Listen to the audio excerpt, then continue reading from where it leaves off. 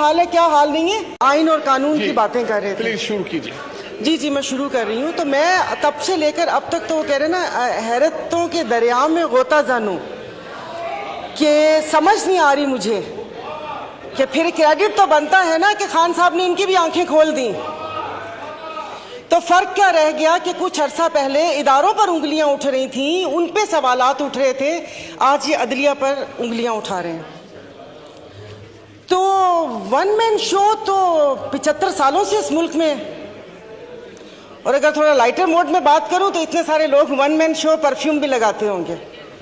क्या पार्टी में one man show नहीं होता?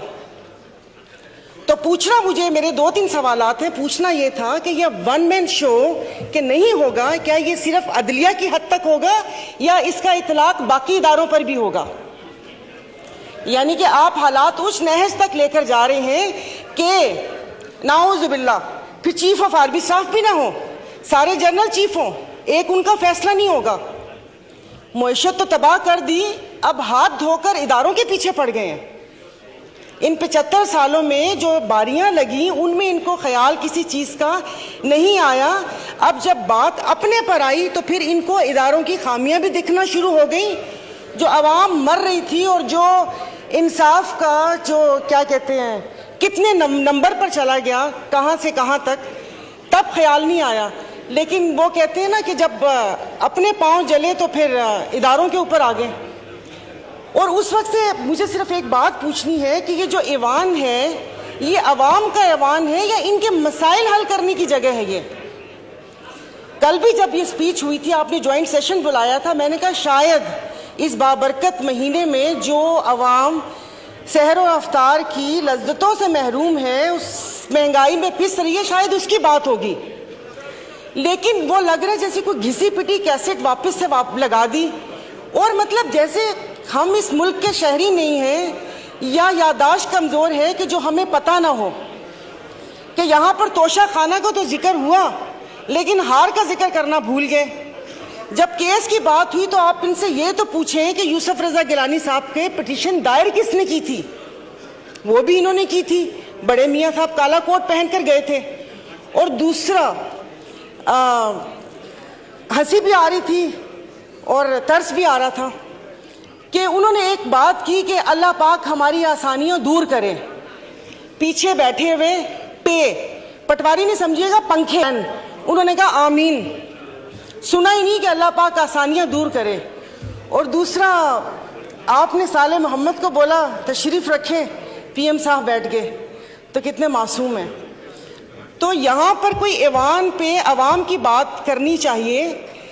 स्पीकर साहब, मतलब चीज़ें हाथ से जब फिसल जाएंगी तो फिर ये नुकसान पाकिस्तान का होगा। यहाँ पर मेरे ये इस तरफ बैठे वालों को ये खौफ था, जिसका वक्तन फवक्तन इजहार भी किया गया, कि वो आ गए तो इनको नहीं छोड़ेंगे। उधर ये खौफ था कि अगर मैं अदालत चला गया तो ये मुझे, जेल चला गया तो ये मुझे मार देंगे। तो इस खौफ में तो गलत फैसले होते हैं। बहुत साल पहले कहा था हम इधर तुम उधर, और आज कह रहे हैं या हम या तुम। ये तो इनके बका की जंग है। और अगर अफवाज ये स्टैब्लिशमेंट के लिए कहा था कि 2018 में रिगिंग करके उनको लाया गया, स्पीकर साहब आपकी तवज्जो जी, तो बकौल इनके कि वो मुसल्लत किया, तो फिर हम अपना लहू किन के हाथों पे तलाश करें? किन के हाथों में अपना लहू तलाश करें? मतलब जो लाने वाले थे इन्होंने छोड़ दिया उनको, यानी कि वो नेक्स्ट टाइम भी वो कोई ऐसी गलती करे और इस मुल्क के ऊपर ऐसी चीजें मुसल्लत हों तो इन्होंने छोड़ दिया।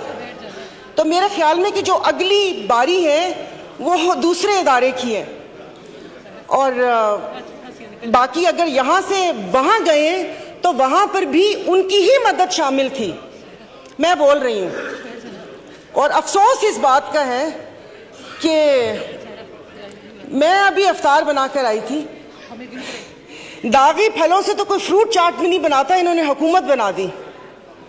तो इनकी किसी बात के ऊपर कोई बिल, कोई चीज़ हमारी मुखालफत है, मैं इस चीज़ को नहीं करूंगी, भले वो किसी की इज्जत और तकरीम का बिल आए या ये बिल आए। और दूसरी बात स्पीकर साहब, यहाँ पर असेंबली ही पूरी नहीं है, आपकी 228 की स्ट्रेंथ ही नहीं है, तो कानून साजी कैसे होगी?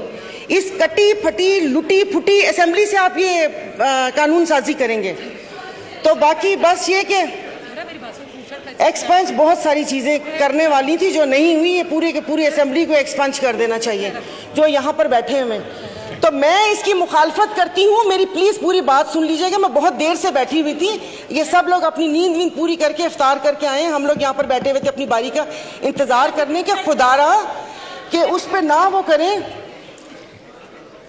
अब एक शेर बनता है डस्के पे, सुना दूंगी। तो वो देखिए, तो ये ना करें कि चीज़ें हमारे हाथ से फिसल जाएं, अदलिया हो या अफवाज पाकिस्तान हो, हमारे लिए मोहतरम है। जब यहाँ पर सवाल उठना शुरू हो जाएंगे, वो पंजाबी का शेर है ना कि जितना ते हारना दो अलग शैवा, ए दुखिया नाल साडे यक्के ते ना मारो, इन दुखियों से आप इक्के मार रहे हैं। तो ये जिस तरीके से यहाँ पर बैठे हैं, वो डस्के का बहुत लंबा शेर है। डस्के वाले नाराज हो जाएंगे कि जिनकी फितरत में हो डसना, वो डस के रहते हैं। तो डस्के वाले नाराज हो गए थे।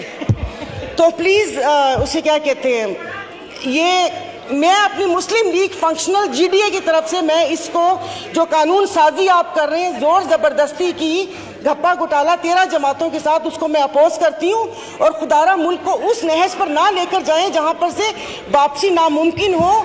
सोशल मीडिया पे आपने इसराइल का हाल देख लिया होगा कि यहाँ पर खून और कश्त का बाजार गर्म ना करें।